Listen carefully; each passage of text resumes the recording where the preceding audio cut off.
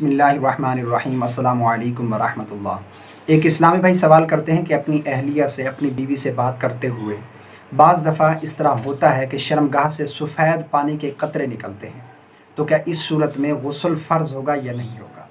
ये मसला काफ़ी दफ़ा मुझे काफ़ी दोस्तों ने व्हाट्सएप पर भी पूछा, तो मैंने सोचा कि इसके ऊपर एक क्लिप रिकॉर्ड करवाया जाए जिसके अंदर इस मसले को मुकम्मल वजाहत के साथ बयान किया जाए, क्योंकि मसला गुस्ल का है, तहारत का मसला है और सबसे अफजल इबादत जो नमाज है उसकी कुंजी तहारत है। तो इसलिए इस मसले को बयान करना ज़रूरी समझा गया ताकि लोगों को सही मसला मालूम हो जाए कि किस सूरत में गुस्ल फ़र्ज़ होगा और किस सूरत में गुस्ल फ़र्ज़ नहीं होगा। अब अच्छे तरीके से तवज्जो के साथ इस मसले को समझने की कोशिश करें। देखें, बीवी के साथ बात करने से, गलत किस्म की पिक्चर पर नज़र पड़ जाने से या फिर जहन के अंदर गलत किस्म के ख्यालात आ जाने से आम तौर पर इन सूरतों में इंसान की मज़ी खारिज होती है, मनी खारिज नहीं होती। और याद रखिएगा, मज़ी के खारिज हो जाने से सिर्फ वज़ू टूटता है, गुस्ल फ़र्ज़ नहीं होता। हाँ, अगर मनी भी खारिज हो जाए तो फिर गुस्ल फ़र्ज़ हो जाएगा। अब यहाँ पर काफ़ी लोगों को यही मालूम नहीं है कि मज़ी क्या होती है और मनी क्या होती है, यानी मज़ी और मनी में क्या फ़र्क है।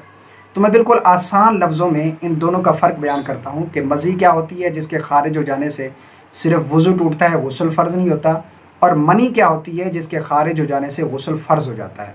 सबसे पहले मज़ी समझे कि मज़ी किस पानी को कहते हैं। मज़ी उस पानी को कहते हैं जो शहावत के वक्त ज़कर के सिरे पर, शर्मगाह के सिरे पर लेसदार चपकता हुआ पानी नमूदार होता है, इसे मज़ी कहते हैं। शहावत के वक्त जो शर्मगाह पर लेसदार चपकता हुआ पानी नमूदार होता है, इसे मज़ी कहते हैं। और इसके खारिज होने से सिर्फ वज़ू टूटता है, गुस्ल फ़र्ज़ नहीं होता। अब दूसरा मसला कि मनी किसे कहते हैं। मनी उस पानी को कहते हैं जो शहावत के साथ, लज्जत, जोश और टपक के साथ शर्मगाह से जो पानी खारिज होता है उसे मनी कहते हैं। इसके खारिज होने से गुस्ल जो है वो फ़र्ज़ हो जाएगा। अब ये आपके इल्म में है कि आपकी मज़ी खारिज हुई है या मनी खारिज हुई है। अगर मज़ी खारिज हुई है तो फिर आपको वज़ू करने की ज़रूरत है, गुस्ल की ज़रूरत नहीं है। अगर मनी खारिज हुई है तो फिर गुस्ल आप पर फ़र्ज़ हो जाएगा। अब दूसरा मसला कि अगर मज़ी खारिज हुई है, वज़ू तो टूट गया, क्या इससे कपड़े भी नापाक होंगे या नहीं होंगे। तो उलमा इसके बारे में बयान फरमाते हैं कि यह नजासत गलीज़ा है। अगर ये 1 दिरहम से कम है तो इसका धोना सुन्नत है। अगर बग़ैर धोए नमाज़ पढ़ेगा तो नमाज हो जाएगी, लेकिन धोना बेहतर था। अगर ये 1 दिरहम के बराबर है तो फिर इसका धोना वाजिब है। बग़ैर धोए नमाज़ पढ़ेगा तो उसका लौटाना ज़रूरी होगा उसके ऊपर। और अगर 1 दिरहम से ज़्यादा है तो फिर इसका धोना फ़र्ज़ है।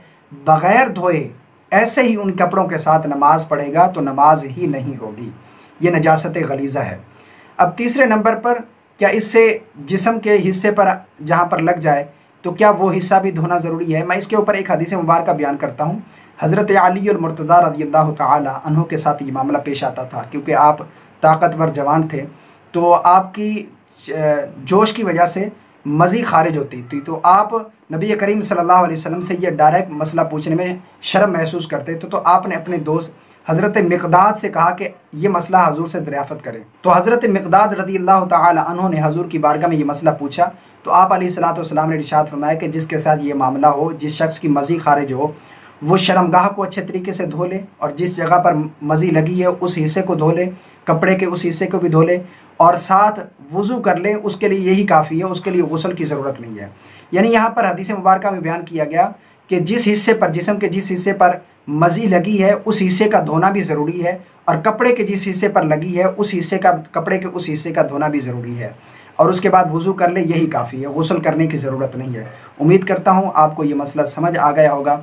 अगर समझ आ गया है तो दोस्तों के साथ ज़रूर शेयर करें, क्योंकि ये गुस्ल का मसला है, तहारत का मसला है। दुआ है कि अल्लाह रब्बुल आलमीन हम सबको शरई मसाइल जानने की तौफ़ीक़ अता फ़रमाए। आमीन। अस्सलामु अलैकुम व रहमतुल्लाह।